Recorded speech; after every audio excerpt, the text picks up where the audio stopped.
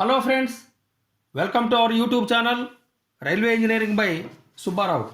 Today our topic is Malda Division previous paper for selection to the post of Junior Engineer P.WAY against 20% LDCE Part-1 from question number 1 to 20. This examination has been conducted by Malda Division in Eastern Railway on 13/03/2022. Okay friends, you know all the instructions and conditions, how to write OMR answer sheet and all these things. We shall move further. Question number 1. The ballast supply on BG, the maximum permitted aggregate abrasion value is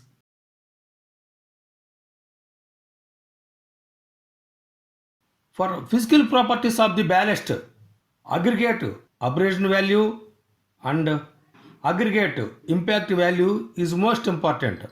Here it is, aggregate abrasion value is maximum 30% for BG. Question number 1, C is correct answer, 30%. Question number 2, for ballast supply on BG, the maximum permitted aggregate impact value is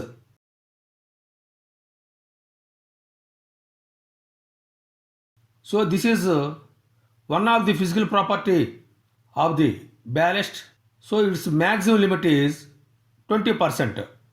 Question number 2, B is correct answer, 20% impact value for BG. Question number 3, the permitted range of percentage of retention on 40 mm square mesh. So in case of machine crushed ballast,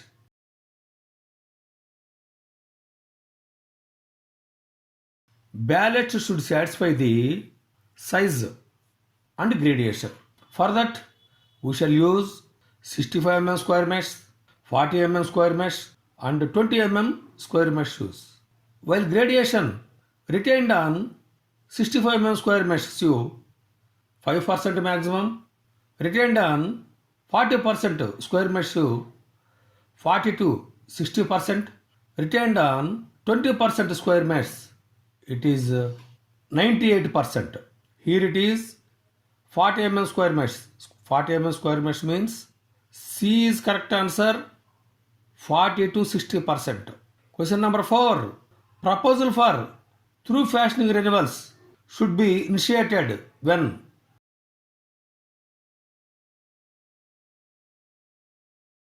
through fastening renewals means first to come into the picture, that is ERC. When ERC loses its tow load, then we shall propose the through fastening renewals. Periodical measurement of ERC tow load is first sample size, then testing frequency. Then after testing frequency, when it is going to lose the tow load, then it should be intensified. Sample size and testing frequency both. We shall move to answers. A. 20% or more of sample size recorded tow load below 400 kgs and confirmed by 5% of sample size should be initiated proposal for through fastening renewals. Question number 4. A is correct answer. Question number 5. Lubrication of ERCs shall be done in corrosion prone areas.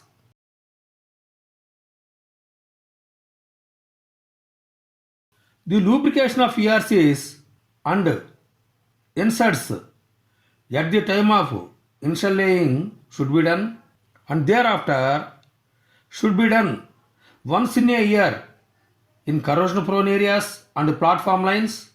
Other lines are once in 2 years. Question number 5. Corrosion prone areas means every year. B is correct answer. Question number 6.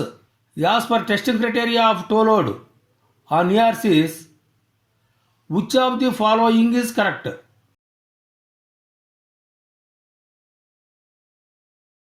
This question number 6 is almost all is equal to question number 4. We shall move to answers. A. Testing B done at a frequency of 4 years or passage of 100 GMT. It's wrong. B. In corrosion prone areas every year. This is also wrong. C. If 20% of results verified by 5% sample and less than 600 kg TFR proposal is initiated. This is also wrong. D. TFR proposal be initiated if 20% results of verified by 5% sample are less than 400 kg. So this is correct. Question number 6. D is correct answer.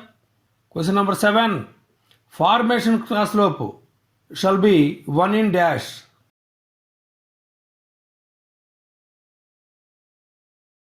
While preparing the formation embankment or in cuttings, even blanketing, this is final level of formation.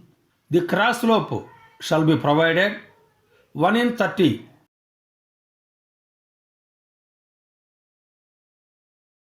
To provide good drainage. Question number 7. C is correct answer. 1 in 30. Question number 8.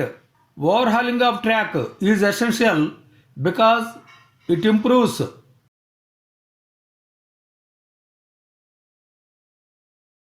overhauling of track consists of the shallow screening and making up of ballast through packing, making up the cess. So shallow screening means, so that is for provide good drainage. Shallow screening is the part of overhauling. Question number 8. C is correct answer, to improve good drainage. Question number 9. In through packing, ballast should be opened out in either side of the rail seat to a depth of dash.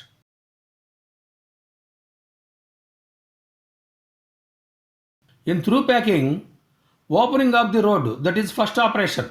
Ballast should be opened out either side of the rail seats to the extent from end of slipper to 450 mm inside the rail seat to a depth of 50 mm below the packing surface without disturbing the core under the slippers. Question number 9.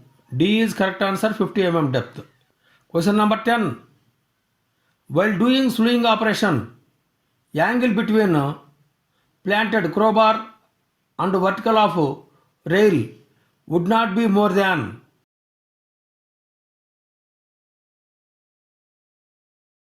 slewing operation is part of the through packing, that is fourth operation. While slewing of the track to correct alignment preferably be done using hydraulic or mechanical jacks.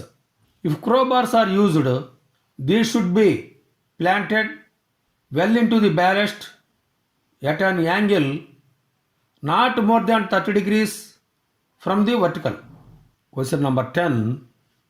C is correct answer, not more than 30 degrees. Question number 11.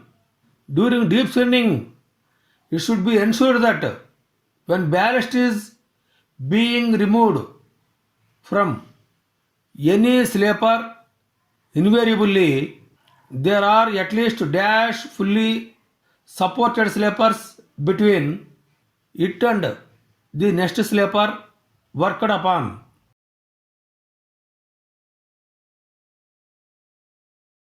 While doing manual deep screening, ballast is being removed from any slipper, we shall ensure that there are at least 4 fully supported slippers should be packed. Question number 11. B is correct answer, at least 4 fully supported slippers.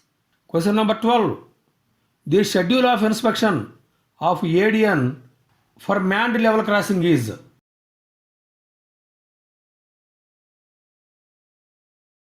For manned level crossing, ADN shall inspect once in 6 months, whereas in charge P.WAY and P.WAY sectional on rotation basis once in a month.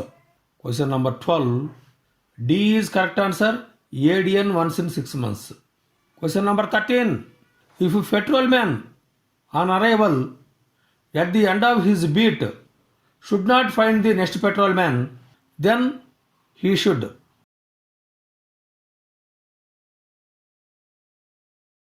We shall move to answers. A. Continue patrolling as per patrol chart.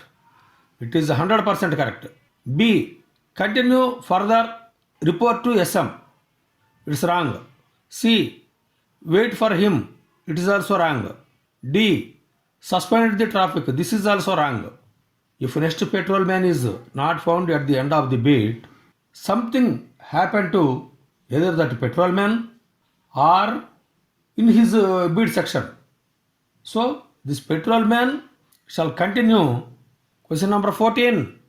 The P.WAY in charge should check over patrolling at nights by train 1CA dash.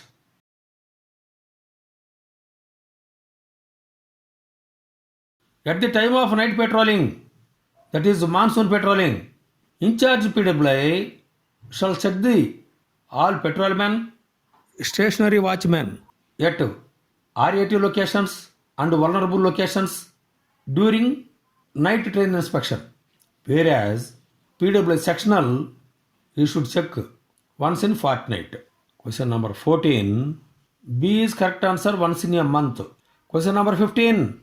The railway affecting tank, which still requires heavy repairs despite repeated reminders of railway, should be considered and included list of dash locations. Railway affecting tanks and vulnerable locations. So on this subject, in upcoming videos, I may explain, because what is railway affecting tank? You must know it. What is railway affecting works? You must know it. Then what frequency that should be inspected? By whom that should be inspected? Either jointly or separately. Next, vulnerable locations means which one is called vulnerable location? Which location is called vulnerable location? So all these things in upcoming videos I may post it. But here it is.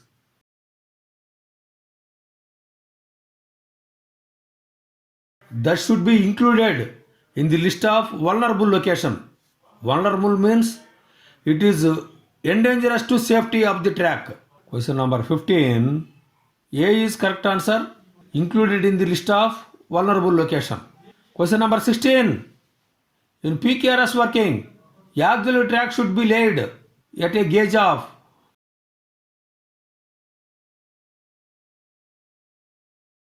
at the PKRS depots, PKRS working locations. Auxiliary track shall be provided at a gauge of 3.4 meter.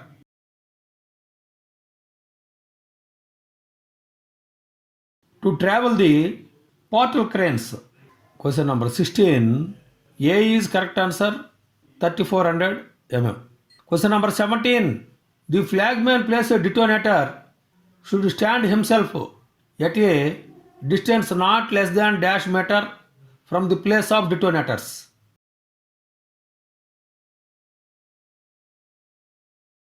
So this is pertaining to works of short duration.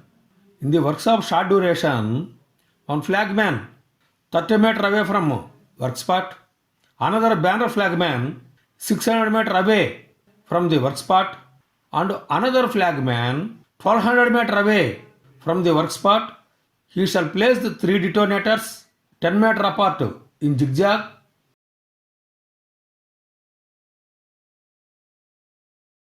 He himself shall stand at a distance not less than 45 meters away towards approaching train.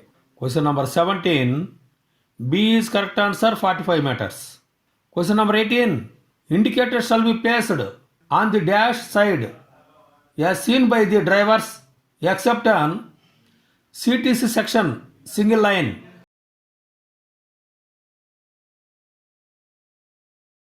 Generally all indicators should be placed on the left hand side as seen by drivers except on centralized traffic control, that is CTC, sections in single line. All indicators shall be placed on left side. Question number 18. A is correct answer, left side. Question number 19. Visual indicators shall be provided at a distance of dash meter.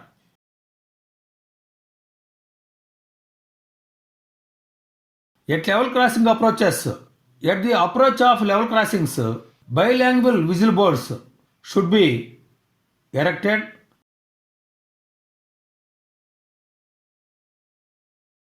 At 600 meters along the track from the level crossing, so that drivers of approaching train to give audible warning of the approach of the train to the road users of LC. Question number 19. C is correct answer, 600 meter distance. Question number 20. The life of detonator can be extended to dash years on an early basis after testing dash detonators from each lot of over 5 years.